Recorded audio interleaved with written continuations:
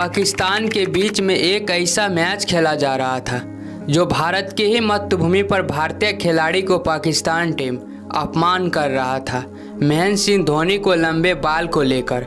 और उस समय महेंद्र सिंह धोनी क्रिकेट की दुनिया में नए थे, लेकिन वीरेंद्र सहवाग उस समय पुराने थे। इसीलिए वीरेंद्र सहवाग ने जब महेंद्र सिंह धोनी का अपमान के बदला लेना शुरू किया और शाहिद अफरीदी के ऊपर प्रहार किया तो शाहिद अफरीदी के आंखों से आंसू निकल गया था और उसे भी पता लग चुका था कि आज किस देश का खिलाड़ी को हम लोग ने मजाक उड़ाए हैं। लेकिन महेंद्र सिंह धोनी का प्रहार आना अभी बाकी था। साल 2005 इंडिया vs पाकिस्तान विशाखापट्टनम के क्रिकेट ग्राउंड और टॉस होते हैं और भारतीय टीम ने टॉस जीतकर पहले बैटिंग करने का फैसला लिया। इंडिया और पाकिस्तान के बीच में मैच हो और फैंस ना हो, ऐसा हो ही नहीं सकता है। पूरे क्रिकेट ग्राउंड विशाखापट्टनम के भरा हुआ था और भारतीय टीम से पारी के शुरुआत करने के लिए सचिन तेंदुलकर और वीरेंद्र सहवाग की जोड़ी क्रिकेट ग्राउंड के अंदर आते हैं। और मैच के पहले ओवर में मोहम्मद शमी को जब वीरेंद्र सहवाग ने बैक टू बैक 2 चौका लगा दिया और इसी मोहम्मद शमी को मैच के तीसरी ओवर में जब वीरेंद्र सहवाग ने एक लंबा छक्का और एक शानदार चौका लगा दिया और मोहम्मद शमी के इस ओवर में 13 रन कूट लिया तो संपूर्ण भारतीय फैंस क्रिकेट ग्राउंड के अंदर जश्न मनाने लगा। लेकिन इसी जश्न को मातम में बदलने का काम करता है मैच के चौथा ओवर, जब सचिन तेंदुलकर और वीरेंद्र सहवाग के बीच में कन्फ्यूज के चक्कर में सचिन तेंदुलकर आउट हो जाते हैं। और ये मैच में सचिन तेंदुलकर महज 2 रन बना के आउट हो गया था। अब यहाँ से भारतीय टीम का स्कोर था 26 रन और 1 विकेट के नुकसान पर। सचिन तेंदुलकर के आउट होने के बाद सौरव गांगुली के जगह पर महेंद्र सिंह धोनी आते हैं। अब यहाँ से धोनी और वीरेंद्र सहवाग क्रिकेट ग्राउंड के अंदर बैटिंग कर रहा था। एक तरफ धोनी संभाल के खेल रहा था तो लेकिन भारत के लिए खुशी के बात यह था कि दूसरी तरफ वीरेंद्र सहवाग की प्रहार क्रिकेट ग्राउंड के अंदर जारी था और क्रिकेट ग्राउंड के अंदर चौके और छक्के की बरसात कर रहा था। लेकिन मैच के 11वें ओवर में जो कुछ भी हुआ था, कहा गया था कि शाहिद अफरीदी के कैरियर में ऐसा कभी नहीं हुआ था, क्योंकि अपने घमंड में चूर जब शाहिद अफरीदी ने महेंद्र सिंह धोनी से कहा यह नचनिया अभी तक आउट नहीं हुआ है, बीते मैचों में तो चल भी नहीं पा रहा था, अपने विकेट को भी नहीं बचा पा रहा था, लेकिन इस मैच में अभी भी खेल रहा है। क्योंकि महेंद्र सिंह धोनी 31 रन बना के खेल रहा था, लेकिन स्ट्राइक पे था वीरेंद्र सहवाग और शाहिद अफरीदी ने 11वें ओवर की पहली गेंद वीरेंद्र सहवाग के ऊपर डाला और सहवाग ने इसी शानदार चौके के साथ अपना 50 रन बना लेता है। लेकिन अफरीदी की इस ओवर में अभी कई गेंद शेष था और दूसरे गेंद पर सहवाग ने एक और शानदार चौका लगा दिया और इस ओवर के तीसरे गेंद को भी वीरेंद्र सहवाग ने एक शानदार चौका लगा दिया और बॉल को बाउंड्री के बाहर भेज दिया। वीरेंद्र सहवाग के इस प्रहार से अफरीदी के आंखों में आंसू आ गया था, जिस प्रकार से इस मैच में कुटाई कर रहा था अफरीदी को। फिर चौथे गेंद पर वीरेंद्र सहवाग ने जोर से बल्ला घुमाया। बैट और बल्ले में अच्छे संपर्क होते हैं और ये गेंद भी सीधा सीमा रेखा के बाहर 4 रन के ओर चले जाते हैं।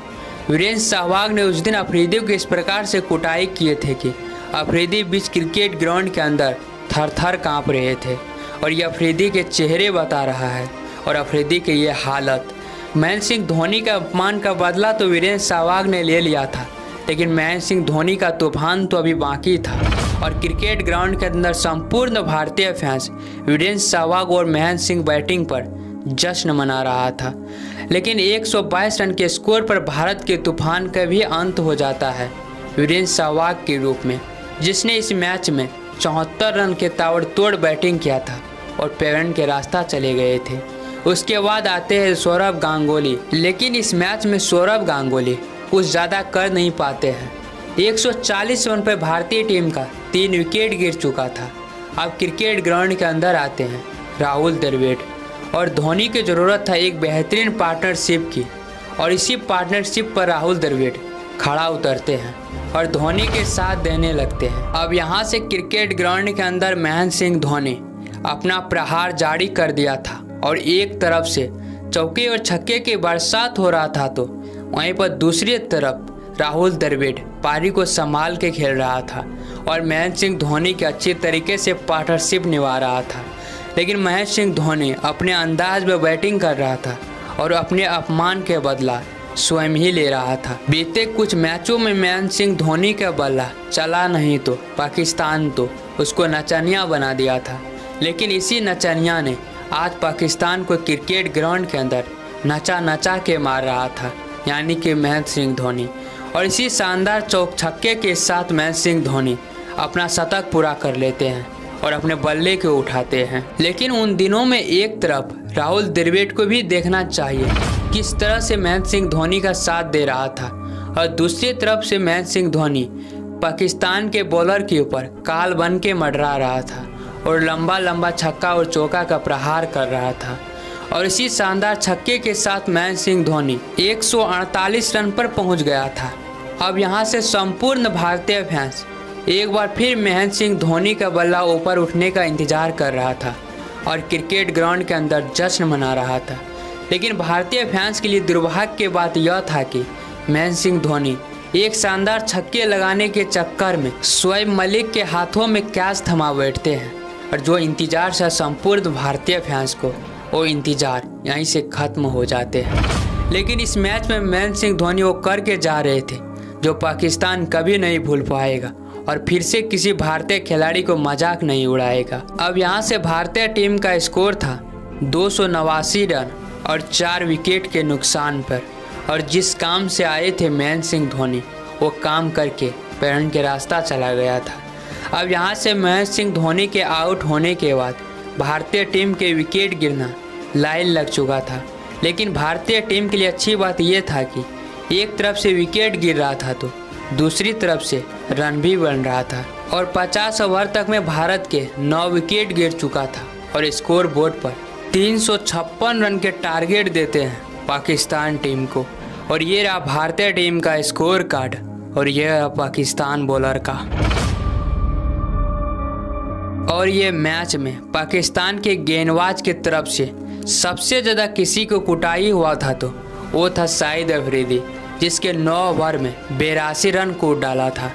और इस मैच में भारतीय टीम की तरफ से सबसे ज़्यादा कोई रन बनाया था तो वो था महेंद्र सिंह धोनी, जिसने 123 गेंद पर 148 रन के ताबड़तोड़ बैटिंग किया था। लेकिन ये 356 रन की रन चेज करना पाकिस्तान के लिए उतना मुश्किल तो नहीं था, लेकिन उतना आसान भी नहीं था भारतीय गेंदबाज के आगे।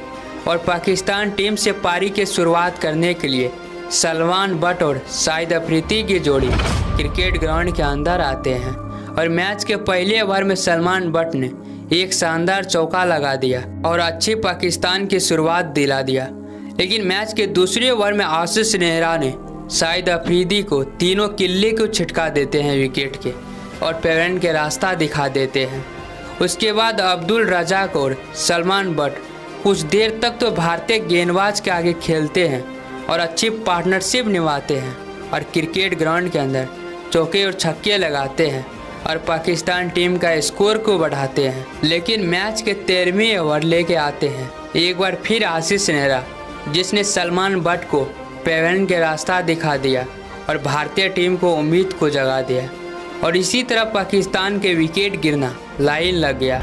लेकिन अंत में कमरान अकमल ने 28 गेंद पर 41 रन के ताबड़तोड़ बैटिंग किया था, लेकिन पाकिस्तान टीम को जीत नहीं दिला पाया और 45 ओवर तक में पाकिस्तान अपना 10 विकेट को खो चुका था और भारतीय टीम 58 रन से मैच को जीत गया था। और ये मैच के रियल किंग था महेंद्र सिंह धोनी, जिसने अपने अपमान का बदला स्वयं ही लिया था।